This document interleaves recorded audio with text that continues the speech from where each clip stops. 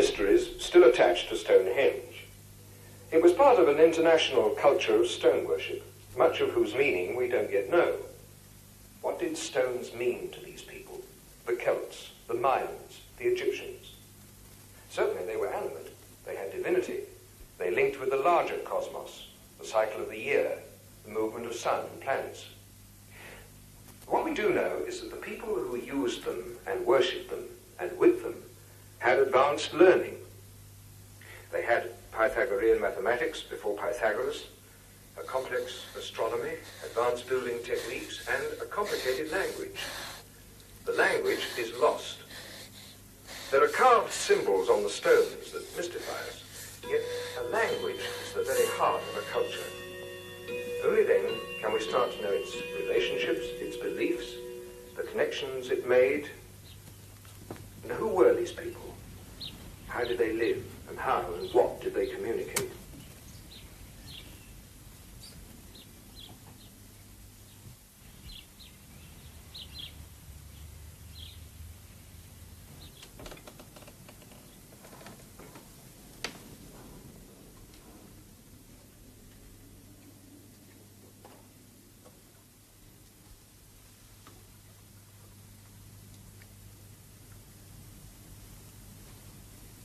What the hell? What's the matter? What are you doing, Vanessa? What is it, Vanessa? I don't know, Mummy. Did you have a bad dream? I don't know. Come on. You better go back to bed.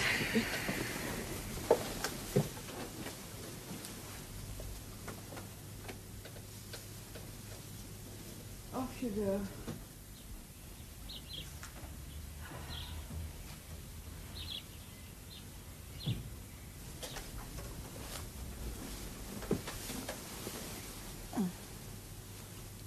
She all right? She must have had a bad dream. What did she do that for?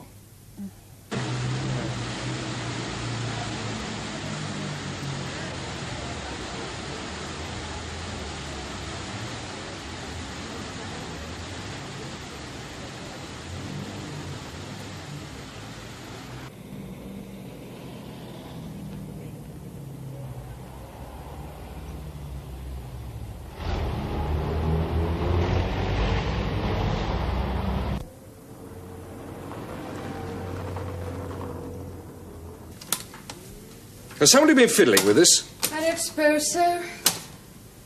Well, I didn't leave it like this. Daddy, come on, watch me swing. Quiet, Vanessa. Neglected and lost. Neglected and lost. The lost language. It was William Stukely who invented the Druids, who had the most interesting theory. The Druids' power, he said, came from the most precious of all possessions, the alphabet. And where did it come from? Stukely says Hercules. This our Hercules learned of Abraham in the East, and this he brought with him to the extremest West in the very early age of the world. And why was that wonderful? Because language was the secret of the gods. This was not the first time the mystical alphabet had been associated with Stonehenge. Now, if we turn to a quainter source, we will find that the... Where is it? Who's taken my book? Which particular book, Nicholas? Well, it's the one I'm reading. One I'm reading for the one I'm writing. Stonehenge. Stonehenge defended by a scholar antiquary. Where did you put it? Well, if I knew that, I wouldn't ask you, would I? Someone's moved it. Vanessa, have you taken Daddy's book? No, Mummy. No, of course you haven't. It hasn't been taken. Look again. It'll be there. Oh, it's here. Who put it here? Vanessa, have you been... No, Daddy. You did, didn't you? No, I didn't.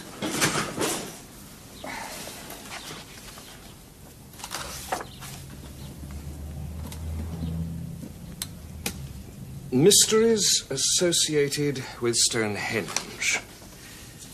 This source declares... Now, this source proposes that... Who's that? I don't know. I haven't answered it yet. Nicholas Reeve. Oh, yes, master. Oh, the master. No, not at all. I was, well, you know, just working. Well, I'd arranged to dine at home. You are. There's a joint in the oven. Anne says there's a joint in the oven. Who wants to meet me? Harvey Fenton Jones. Oh, yes, I know. Yes, we were junior fellows at All Souls together back in the 60s. They've just made him First Minister of Tourism. Yes, Anne's just reminding me. How one's friends prosper while one just goes on. Well, if it's a summons from on high, one can't refuse. Ask him here. They want us to consult us about a project or something. Yes. No, Anne won't mind. Yes, I'll give her your apologies. Right. 8 o'clock. Yes, I'll be there. Bye. I'm sorry, darling. He's the master's guest. He wants to talk to us about something or other. So, once again, I stay in while you dine with dear old Harvey. Well, it'll be an appalling meal, and I've no great fondness for dear old Harvey. No, he was fond of me. Yes, I remember. You were of him. At least he was go-ahead. Fashionable at Oxford that year. Go ahead. If it had been romantic poetry, Harvey would have had TB. You're jealous. No. Was there a clean white shirt? Seek and ye shall find.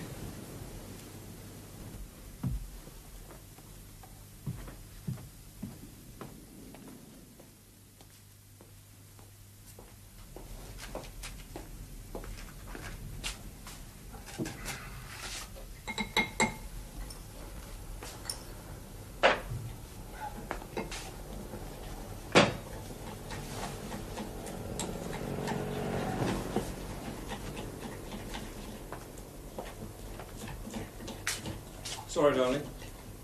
Enjoy yourself with Harvey. Don't be late. Be good. Don't touch my books. Okay, bye. Mum, will dinner be long? I'm hungry. I'm angry.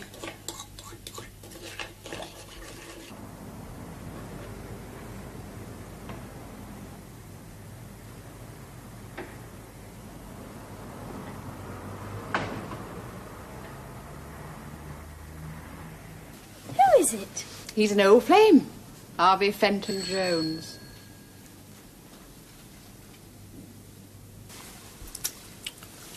How's Anne?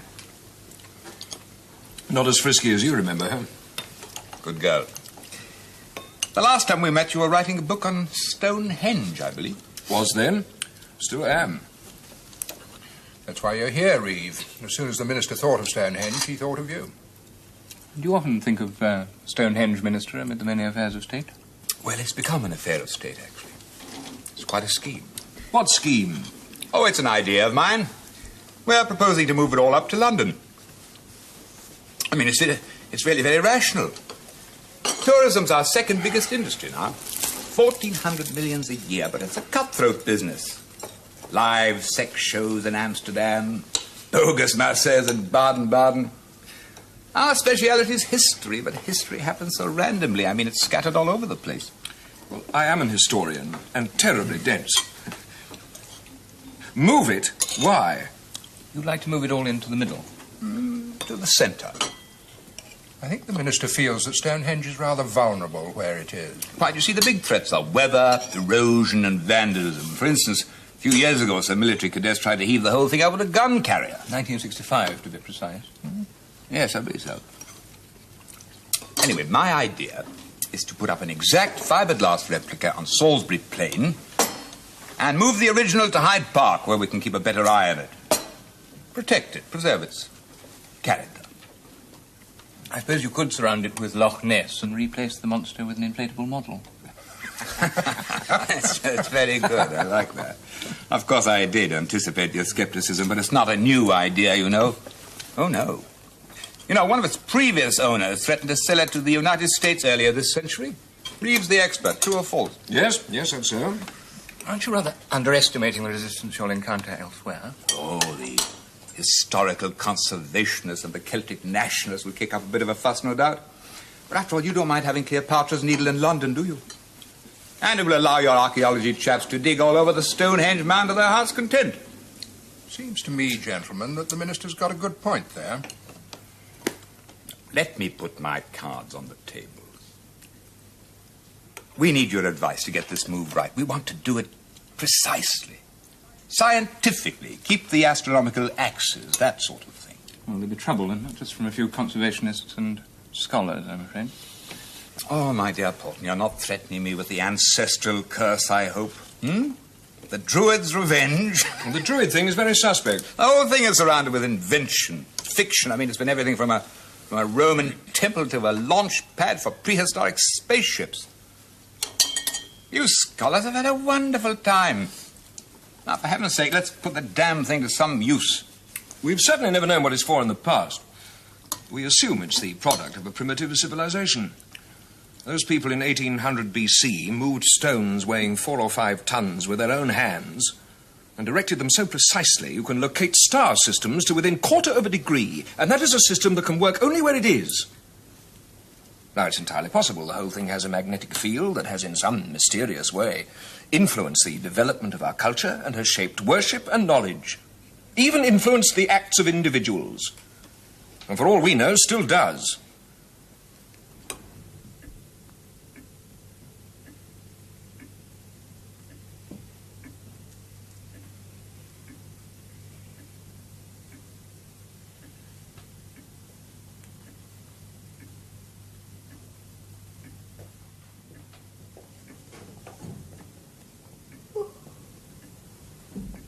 Dinner's nearly ready. What's that, then? Oh, it's just a thing I'm doing. Well, wash yourself, and we'll eat.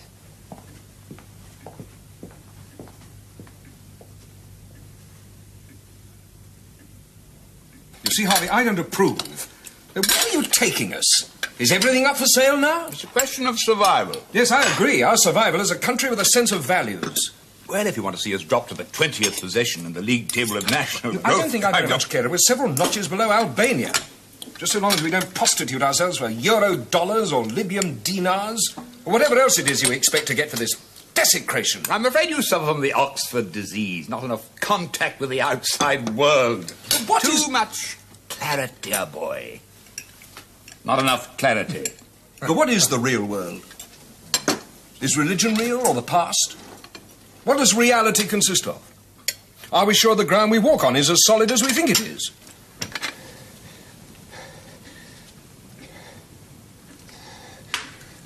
I'm coming, Vanessa.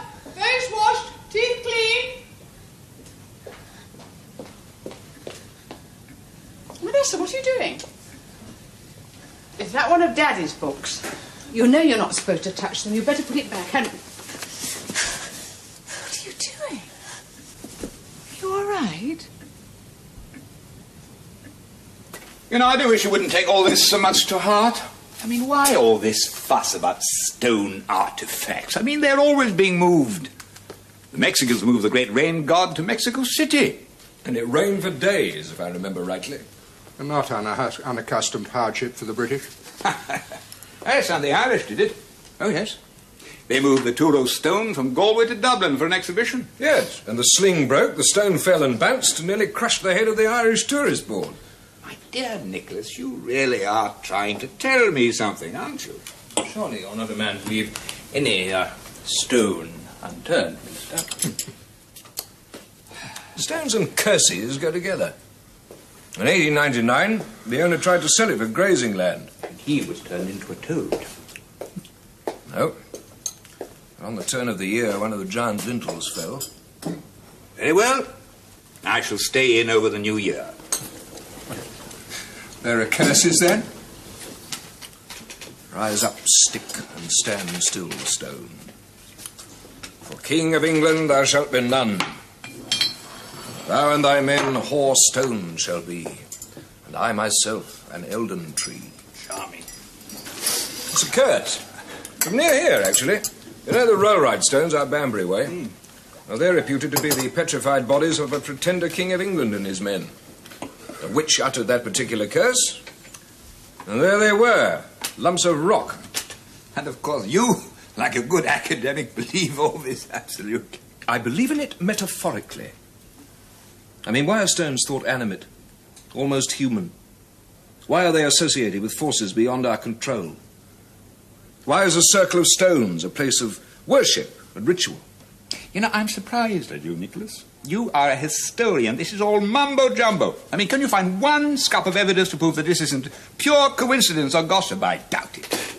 Isn't it the point that one's provoked to a sense of mystery by these things where they are, and not when they're somewhere else?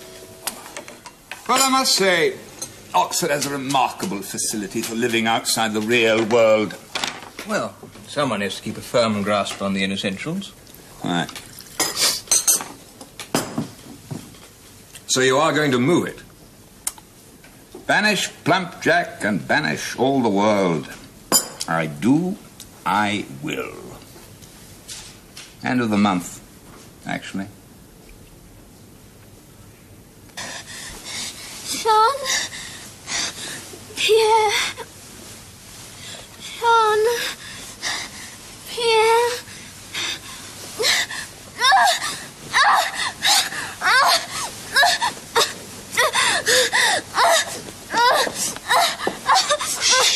What is it, darling?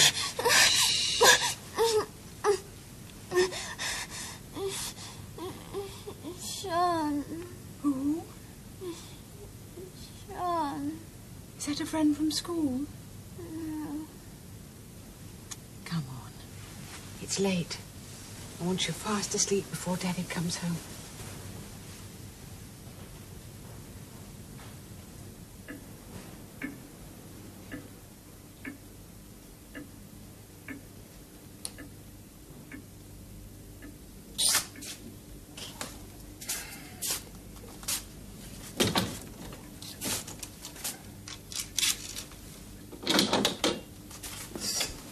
Anne? Anybody up?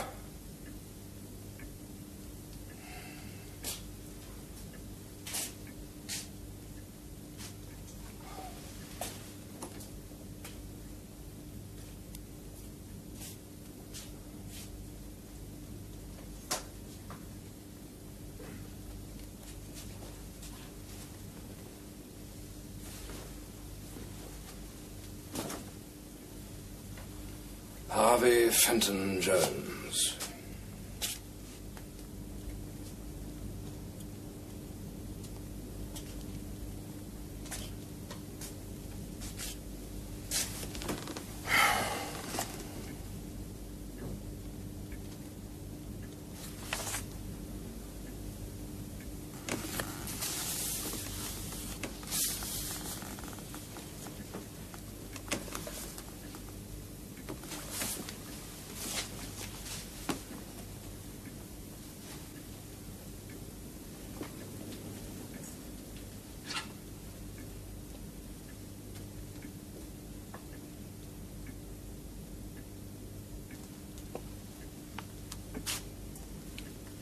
Vanessa, what are you doing up at this hour?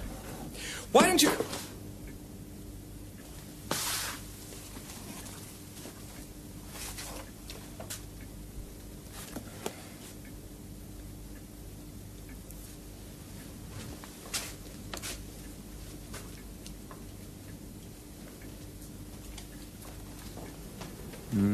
Come on, Porton, you are a linguist. What is it? Book without a cover. On the spine. Scribble? Couldn't it be a language? Not one I know, not in symbols I recognise. Divers strange characters, an unknown language or alphabet. Sit down, Reeve. Take the weight off your feet. Let me give you a glass of rather bad sherry. You're not the only one, you know. What do you mean? Well, most of the people I know who don't think they've discovered buried treasure or the troubled helix think they've discovered a language. You know, ladies at dinner parties, vicars at garden parties. They want me to decode it. fact that people have gone blind or spent 20 years of their lives trying to decipher languages does not deter them. They're happy to have me take the risk. Well, you think it's not a language? Well, it could be anything, couldn't it? Scribble, personal cipher, child's drawing. What do you think a language is? Well, a system of speech and writing. A written language is a system of signs agreed and codified by a group of people in a given culture who have things they wish to exchange with each other. Now, who, when and where is exchanging which with whom, about what and why? The book itself is about Stonehenge. You surprise me. And it discusses the missing Stonehenge language. Well, that's a traditional idea, of course. Language is carried on stones. All right. Celtic languages did turn up in the Middle Ages, but this is 17th century, isn't it? 1665. Plague and fire. Rather a bad year to publish. They all are. That's the same when my books come out. All right, 17th century loved cipher games, although this isn't in a familiar style, but why should a 3,000-year-old language turn up then? Well, this was the year of the Stonehenge controversy. Inigo Jones had just published his great book to demonstrate it was a Roman temple. Everyone got into it. Research all over the place. This man was interested in the mystical line. Scholar antiquary. He said Stonehenge was a language of strangers. He also spoke of the curse. That's why I looked at the book late last night after talking to our visitor. Not surprised, wouldn't you? Appalling man. You'd like to give fascism a bad name. You see he's splashed all over today's papers. I never really read them. You ought to know, keep up with what's going on.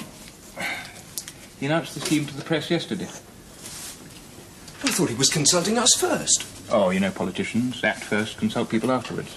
Well, what do they say?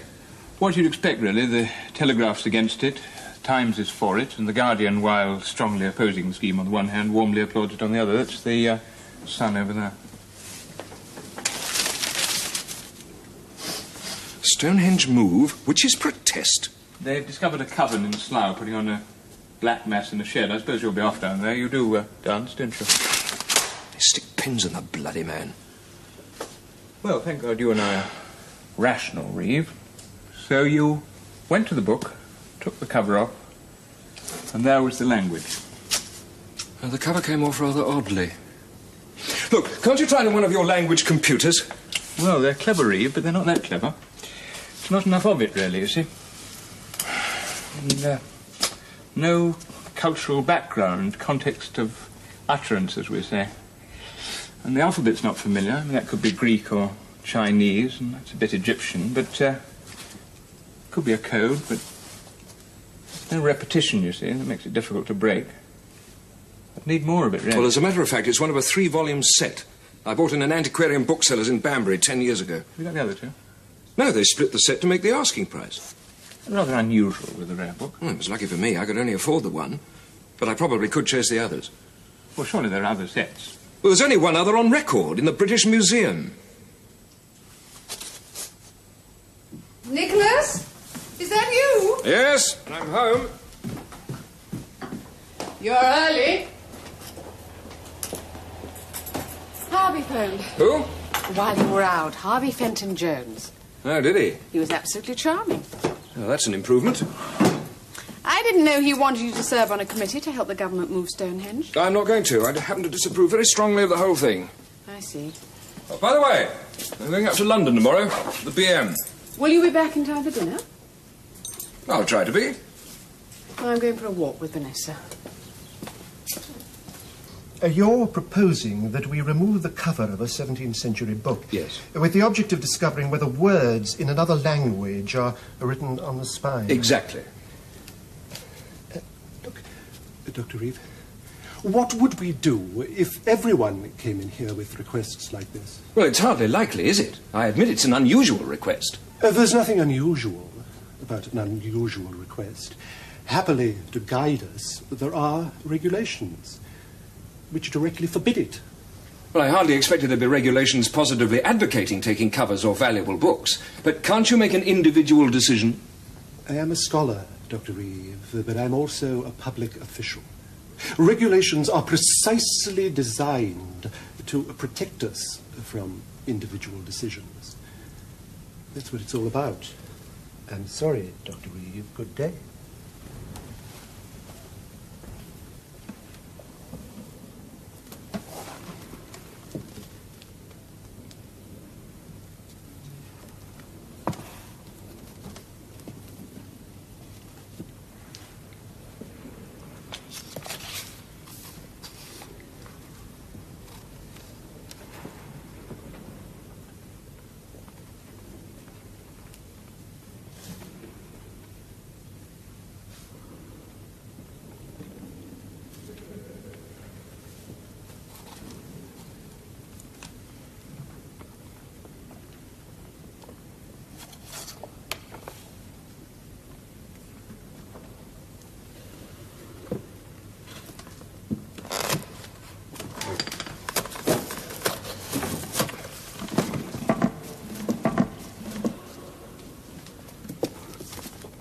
May I have your reader's ticket, Dr. Reeve? I expect never to see you in here again. You're also open to proceedings. I'm sorry, I just had to know. Was there a language on the book? No. No, there wasn't. So, you ripped the back off a priceless book at the British Museum. Were they pleased? They took away my ticket. And that surprised you? They can sue as well. Oh, that should do wonders for your scholarly reputation. Nicholas, do you think that... Well, do you think that you're normal, in the sense that other people are normal? Well, they seem normal to me. It's my Elizabeth David there. Who? My cookery book. Oh. I mean, you've no time for your family. You pass up the chance of a post that would give you some standing in the world. And now you tear up a national treasure. You wouldn't have done a thing like that when we were first married, not conceivably. If one of your students behaved like that with an old book, you'd be shocked beyond belief, wouldn't you? Yes. But you're different. And my book. Someone's taken my book. Oh, not again. Well, where is it? Where you put it? No, it's not. It's gone. Well, perhaps it's just as well. Did you take it? Why should I? To discourage me? No, Nick, I didn't. How could it go? Has Vanessa been in here today? She's always in and out. Is she in bed? Oh, Nick, don't wake her.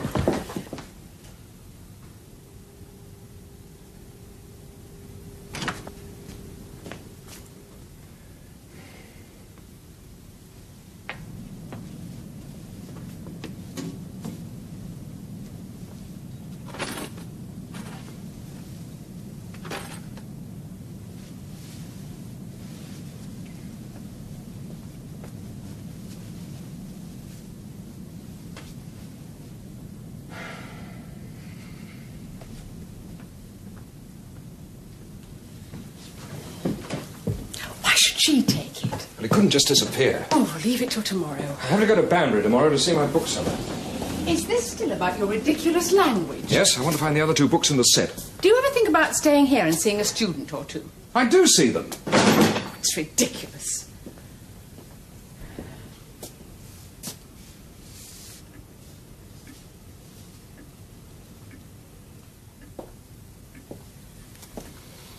I'm going to bed. You're unfaithful to me with that bloody book. Never heard of Ogham? No, where is it? The language, written on stones. Is this the one you think you found? It could be. I really don't know. Oh, that's what I admire about you. Your compelling lucidity. Your triumphant rationality. What a wondrous piece of work is a man. Well, that's what's so unexpected about this. It isn't conventionally Celtic at all. Right. And is there any sense in which, if you found it and translated it, it would make the slightest difference to ordinary, everyday human life and relationships? No. No.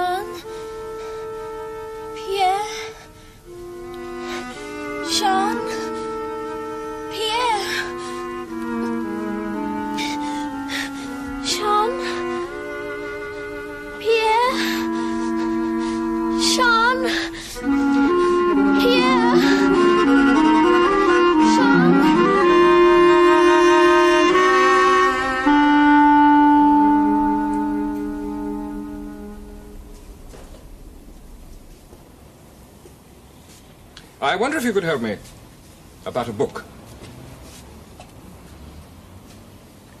Is Mr. Snaith here?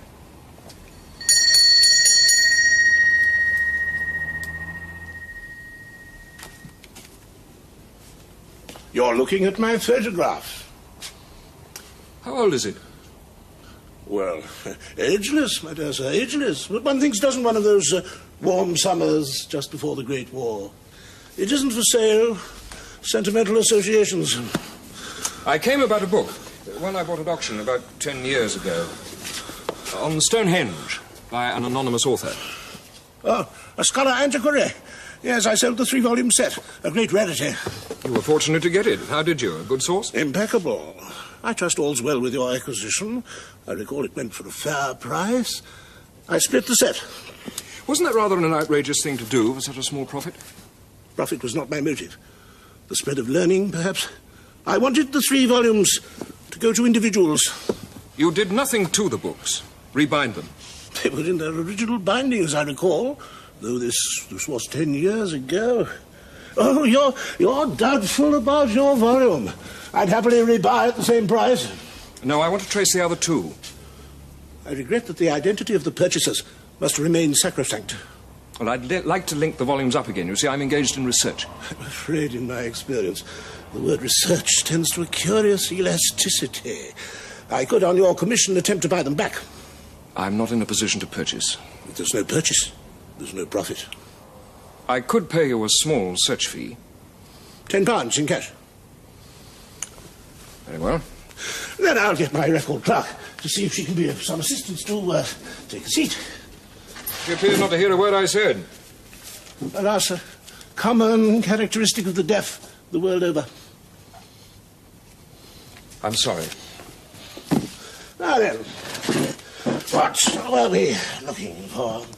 A Stonehenge defended by a scholar antiquary. One of many books on the subject, you know. Jones, Webb, Charlton. Jones said the Romans built it, Webb the Danes, and Charlton they couldn't have, since their hobbies were homicide, filicide, regicide, fratricide, matricide, and patricide. A bad pedigree. Our scholar antiquary says that learned men came from elsewhere and built a stone language to speak to the gods. A remarkable book for its day. Ah, here we are.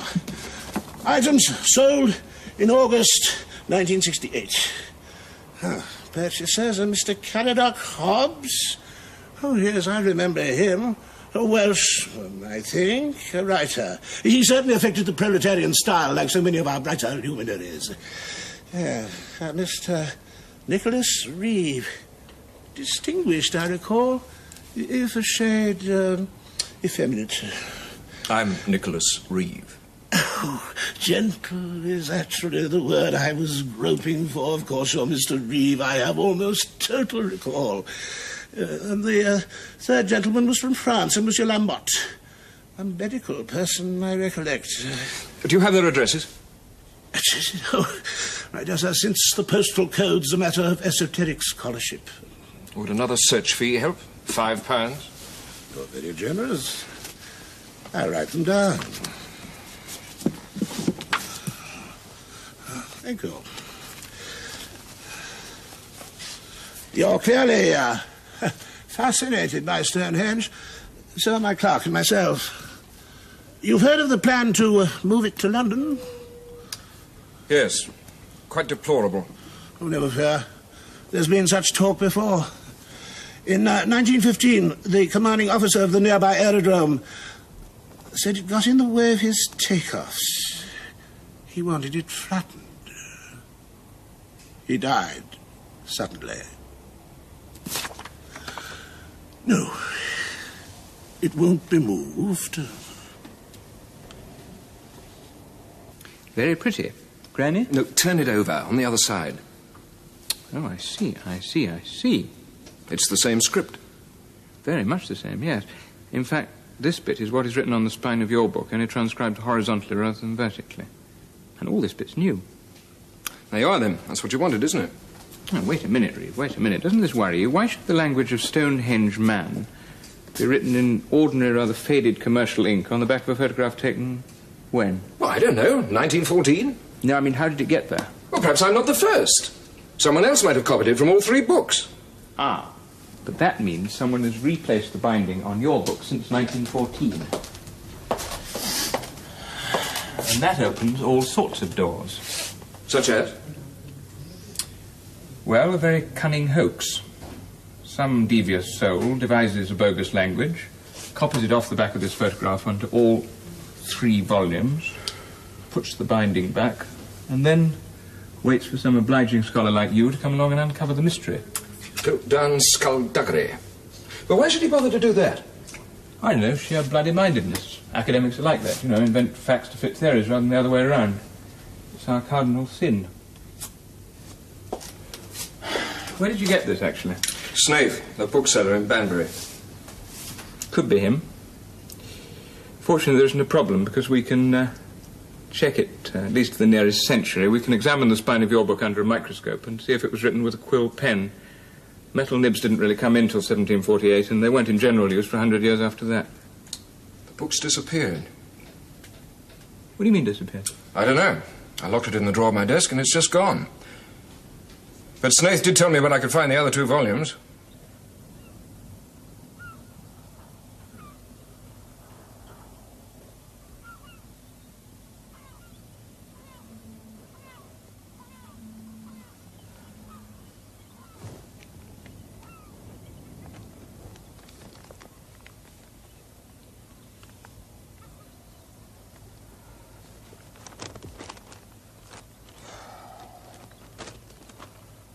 Dr. Reeve!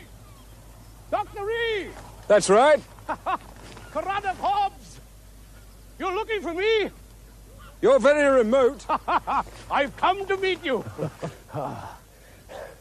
Remote's a word used by suburbanites to describe people whose carbon monoxide level is below their own. Self-sufficient. Yeah, have a drop of this. Thank you. Warm you up a bit. We've quite a walk. The cottage is up this way. You are hard to find. Oh, not really, not really. This is near Pentre Ifan, isn't it? Pentre Ifan? Ah, yes, indeed. The village of Evan. You've not been to Wales before? I taught at Aberystwyth for a couple of years. Ah, very nice. Fine. When you rang and said you were looking for a lost language, I thought you must be a romantic, a poet. I'm just an historian, trying to solve a very important mystery. But you don't solve mysteries, Dr. Reeve. You enter them. Like Robert Graves, the poet, you know. One day, he read the Mabinogion. Those are our ancient Welsh legends. And he realized they hid a message that was leading him somewhere. Do you know where it took him? No. Where you're going. To a language. The secret Celtic alphabets the Druids used. You mean Ogham? No, not Ogham. The secret tree alphabet. The consonants were months, the vowels were solstices. The secret worship alphabet. An organic alphabet. Not like our rational ABC, QED. Would you recognize this language if it was on the spine of your book? Ah, Dr. Reeve, there we have a problem about the book. I realize it's priceless. Oh, I'm not properly bound. No, I'm out of all that sort of thing. No, it's not that, I'm afraid. You see, I can't show you the book. Why not? I don't have it. But last night you said... Well, last night on the phone I wasn't drunk, you know. I thought I did have it. And this morning I went to the shelf and it had disappeared. It was there 2 days ago. Oh, I'm sorry you've had this useless quest. I rang you home from the pub this morning and they said you'd already left. How did it disappear? I don't know. I don't lock doors. I don't need to. Few people come up here. The woman I lived with, she's left me. Well, I don't understand it.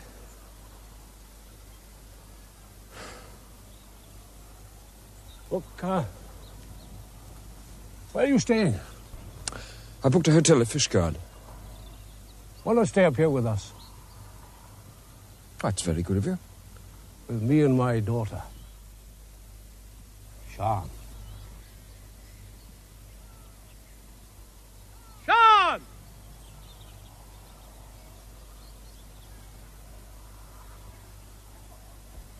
Sian!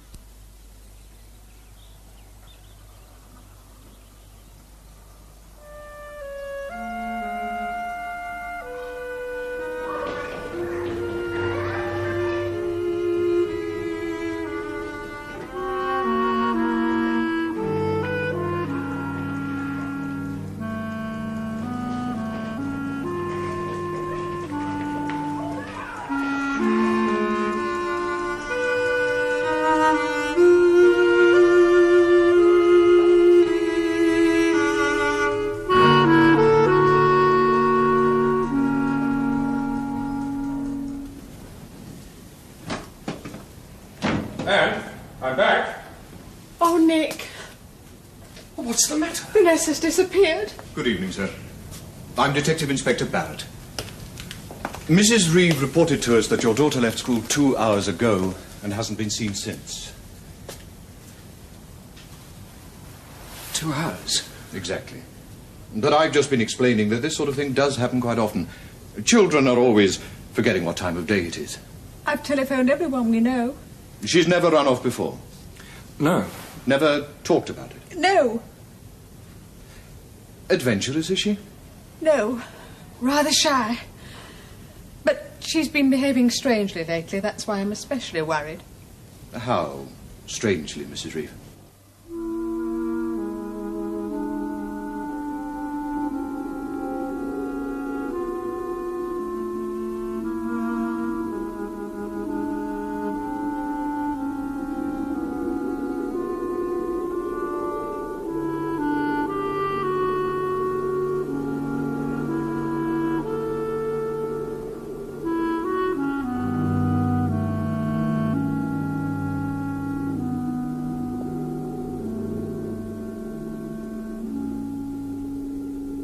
Yes, but it's 7 hours now.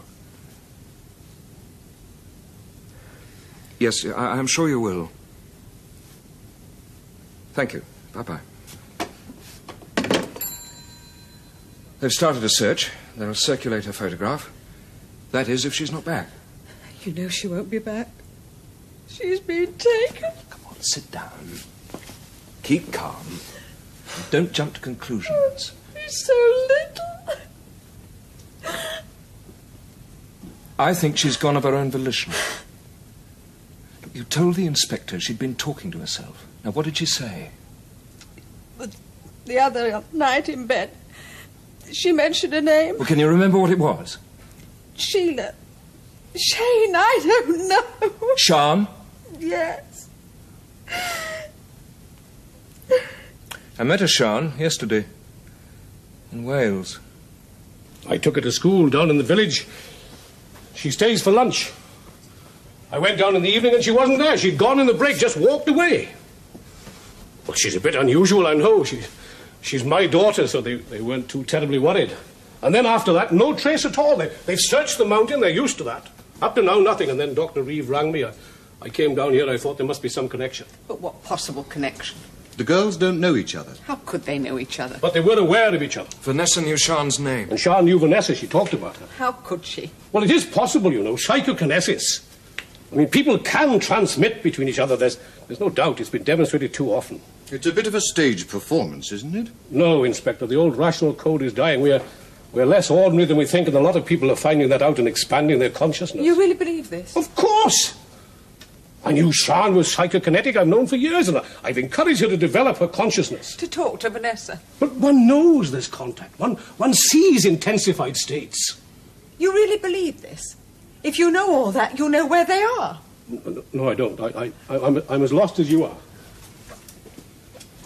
Mr. Hobbs, there's not much I can do about imaginary links between children. What I do need to know about are the real links between you. There are no links between us, nothing. Dr. Reeve has just been to Wales. Mr. Hobbs is in this room. Well, that's because of the books. The books? It's a split 3-volume set. We both bought a volume in Banbury. This is the book that went missing? Yes. Well, my copy's missing too. Is it? Are they valuable? Well, yes, to a scholar or a collector. Besides, there's something odd about them. Nicholas, for God's sake. What's odd about your book, Dr. Reeve? Mine has a language on it, written on the cover, on the spine. I thought Mr. Hobbs's copy might have it too. That's why I went to see him. Do you mean it's a code of some kind? Well, it depends what you mean by code. Nothing very dramatic. I think it's an ancient, undeciphered language. Probably one of the Druid languages there were a number, Inspector. Well, actually, that's arguable. Now, you say 3 books. Who has the 3rd? Someone in Rennes, in France. I have his address. Can you let me have it? Yes. I'll make some inquiries. Rennes? That's near Karnak. Near Karnak. It's an ancient avenue of stones. The forming of the triangle. Karnak, Pentry Ivan,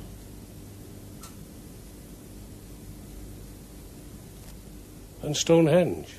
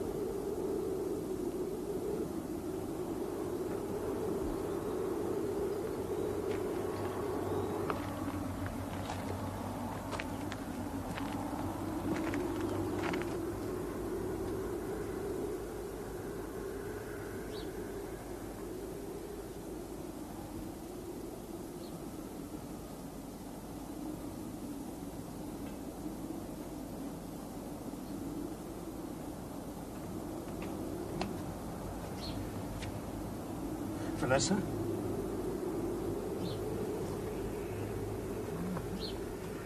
Hello? Who are you? What's your name? Je suis Pierre Lamotte.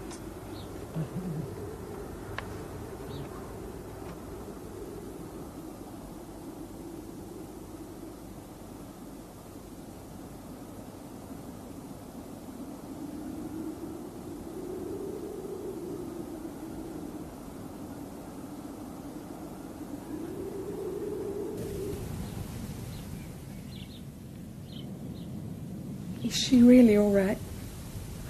Oh, Nick, thank God. Yes. Yes, I'll get her room ready. Get home as quickly as you can.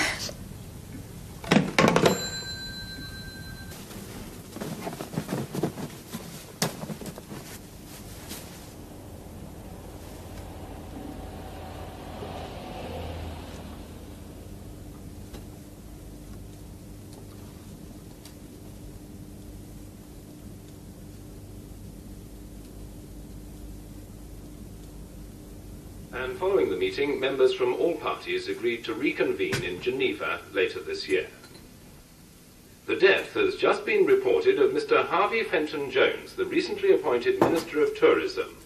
The wreckage of his car was found late this afternoon by Hampshire police in a ditch on the A30 near Basingstoke.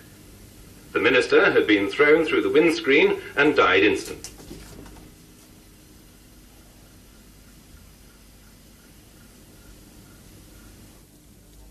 Stone monuments and curses go together.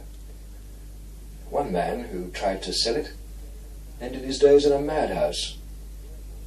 The Air Force officer who wanted to move it flew into a hillside. And these stories go back. There's the peddler whose corpse was found right on the site, his head crushed by a stone fall.